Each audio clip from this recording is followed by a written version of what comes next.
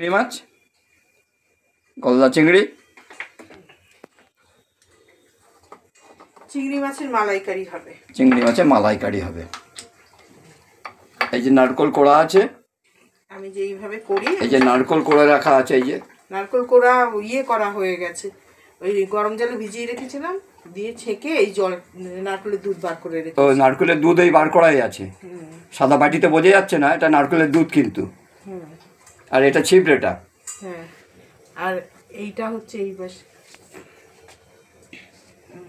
এটা হচ্ছে পেঁয়াজ কাঁচা লঙ্কা সেদ্ধ করে বেটে কেটে রেখেছি, আদা বাটা রসুন বাটা, এই দিয়ে শুরু করব। এই হচ্ছে মালাইকারি রেসিপি। এই হচ্ছে চিংড়ি মাছ, এই হচ্ছে নারকোলের দুধ বার করা, এই হচ্ছে চিংড়ি মাছ, এই কী বলে পেঁয়াজ বেটে রস বার করে রেখে দেওয়া আছে, পেঁয়াজ বাটা, এই আদা বাটা, এই হচ্ছে রসুন বাটা। এইবার চিংড়ি মাছটা ভাজা হবে, এইবার চিংড়ি মাছটা ভাজা হবে।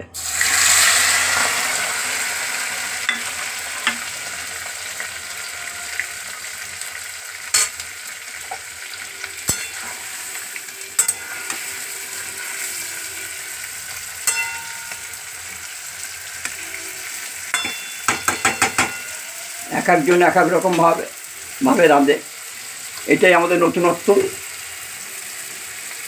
এইভাবে আমি করি আর কি, জানি না, অনেকে অনেক রকমভাবে করে।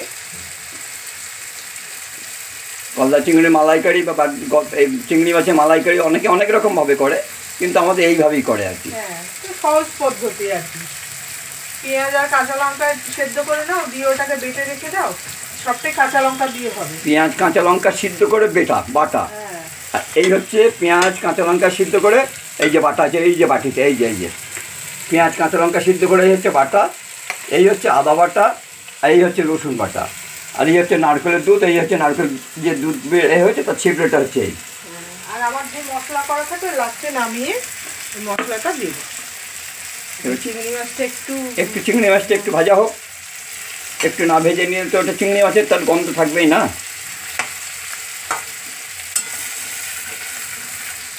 দেখা যাক কিরম হয়। রেসিপিটা সবার সঙ্গে শেয়ার করলাম, একদম সহজ পদ্ধতি, একদম সহজ পদ্ধতি। পেঁয়াজ কাঁচা লঙ্কাটা সিদ্ধ করে বেটে নেওয়া, আদা বাটা আর রসুন বাটা, আর আমাদের ঘরোয়া একটা মশলা সমস্ত রকম দিয়ে, সেটা তো রোজই বলে দেয়। তবে এতে কোনো কিন্তু লাল কিছু পড়বে না, কোনো মানে কী বলে ওটাকে, ওই লাল মির্চ, যাই হোক, কোনো শুকনো লঙ্কা মানে লাল কিছু পড়বে না।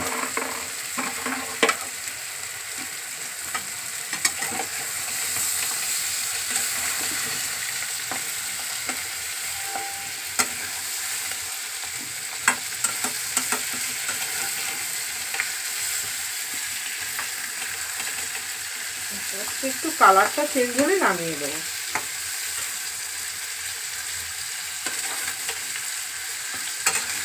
আমি আর ওই কাঠি ঢুকিয়ে সোজা করিনি। হ্যাঁ, অনেকে কাঠি ঢুকিয়ে সোজা করে সেটা তো কিন্তু হয়, দেখতে খুব ভালো লাগে, কিন্তু ওটা আর করিনি আর কি। আবার কাঠি ঢুকে হলে করে খাওয়ার সময় সেই কাঠি টেনেই তো খেতে হবে। আর ওটা কাজের বাড়ি করে কেন, চিংড়ি মাছটা যাতে না ভেঙে যায় সেই জন্য ওরা ওইরকম করে সেদ্ধ করে রেখে দেয়। কিন্তু বাড়িতে তো ওটা সম্ভব হয়, বাড়িতে আমাদের বাড়িতেও দু একদিন করে, আমিও করি। হ্যাঁ,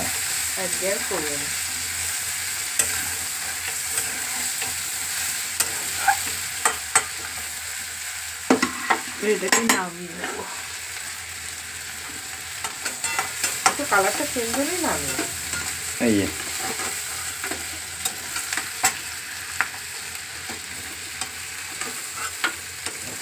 ওই জন্য ভেঙে যায়। জ্যান্ত চিংড়ি নিয়ে আসা, তাতেও যদি ভেঙে যায় আর কি করবো, জ্যান্ত চিংড়ি বলেই তার ভেঙে যায়। আরে মরা নিতে মাথা লাল হয়ে যায়, মরা তো পাওয়া যায়, এখানে মাথা লাল হয়ে যায়, তাহলে আর গোড়া বাজারে থাকা কিসের জন্যে। এই যে চিংড়ি মাছ, এই যে এবার পরপর প্রিপারেশন।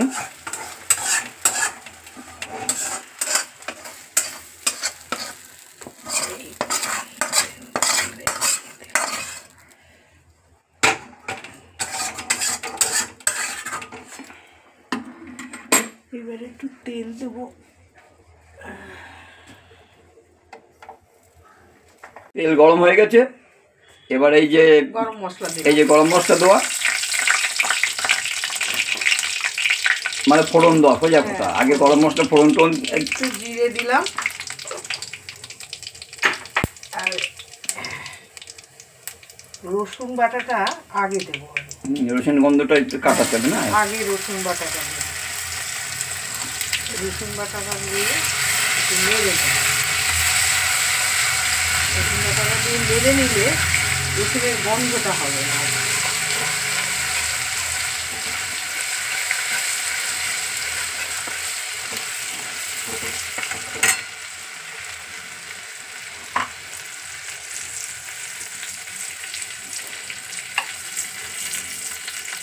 একটু আদা বাটা দেবো। আদা বাটাটা এই যে অল্প আদা বাটা।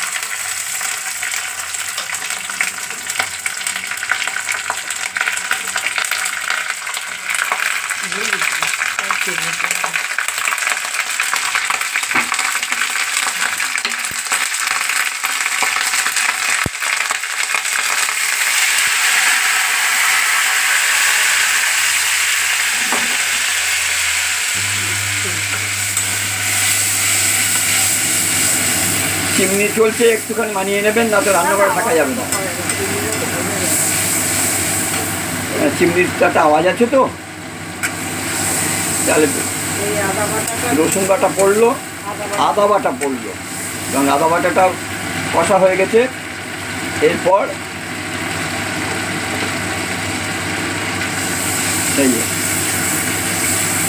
এরপরে পেঁয়াজ, এই পেঁয়াজ সেদ্ধ, কাঁচা লঙ্কা সেদ্ধ করা বেটে নেব, এই দিয়ে দিই। নারকেলের দুধ একটু রয়েছে মানে? না না, নারকেল সাদা একটু কি দেখলাম? না না, সাদা কিছু। ও তাহলে ওই চামচটা আছে। আচ্ছা, এবার এটা পেঁয়াজ বাটা, পেঁয়াজ আর কাঁচা লঙ্কা সিদ্ধ করে নিয়ে বেটে নেওয়া, পেস্ট করে নেওয়া আর কি। এবার এটাকে এটা এই কষা হবে, একদম কষিয়ে তারপরে দুধ দেবে। এই যে পেঁয়াজ দিয়ে কষা হয়ে গেছে। হ্যাঁ, কি কি দিয়েছে বলে দাও পরপর করে। পেঁয়াজ আর কাঁচা লঙ্কা সেদ্ধ করে বেটে নিয়েছি, আদা দিয়েছি, রসুন দিয়েছি, আর ফোড়নে দিয়েছি গরম মশলা আর জিরে। এইবার নারকেলের দুধটাকে দিয়ে দেবো।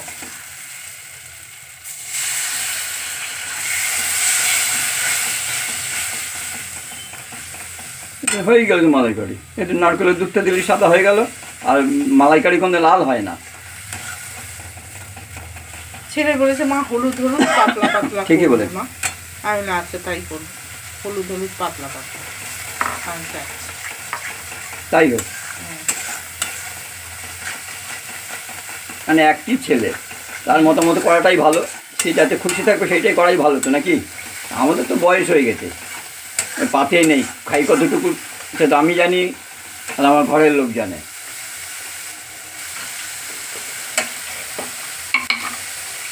বাঁধি করে একদম সরি না, এই বাটিটা দিগুলো এরকম সবে। এটা একটু তেলটা ছাড়ো।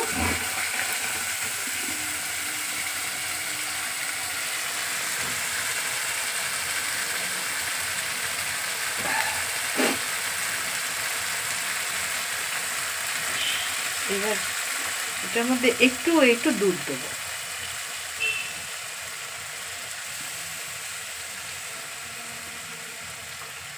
একটু দুধ দিলাম। ও নারকেলের দুধ প্লাস এমনি দুধ? হ্যাঁ, এই দিয়ে দিলাম। এই যে এই চিংড়ি মাছ পড়লো। এইবার এই নারকেলের দুধটা দিয়ে বেশি নাড়াচাড়া যাবে না, ভেঙে যাবে। বেশি ঝোল টোল করে ফেলো না। না না, ছেলে একটু ঝোল ঝোল খাবে।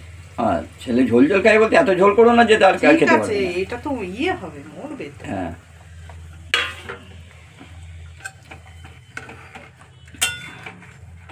কালারটা সুন্দর এসছে, কালারটা দুর্দান্ত কালার এসছে। ওটা চাপা দিয়ে রেখে দেবে নাকি? হ্যাঁ, এবার একটু চাপা দিয়ে রাখি। দুর্দান্ত কালারটা এসছে, ঠিক যেরকম কালারটি চেয়েছিল সেরকম কালার এসছে। মাছের মালাইকারি রেডি। এইবারে তাহলে চিংড়ি মালাইকারি রেডি। হ্যাঁ, ঘি দেয় অনেকে, আমি আর ঘিটা দেবো না, তাহলে ইনি খেতে পারবেন না। এই গরম মশলার গুঁড়ো দিয়ে দিলাম, আমার মশলা করা থাকে। আমাদের কিন্তু চিংড়ি মাছ আবার সবাই চলে না। ডিম করে রেখেছি। এই আমার মশলা, ওই মশলাটা এক জায়গায় দলা হয়ে যায়। না না, ও আমি যখন নামাবো তখন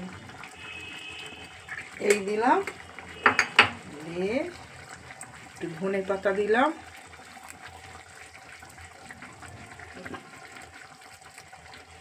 এই হয়ে গেল চিংড়ি মাছের মালাইকারি।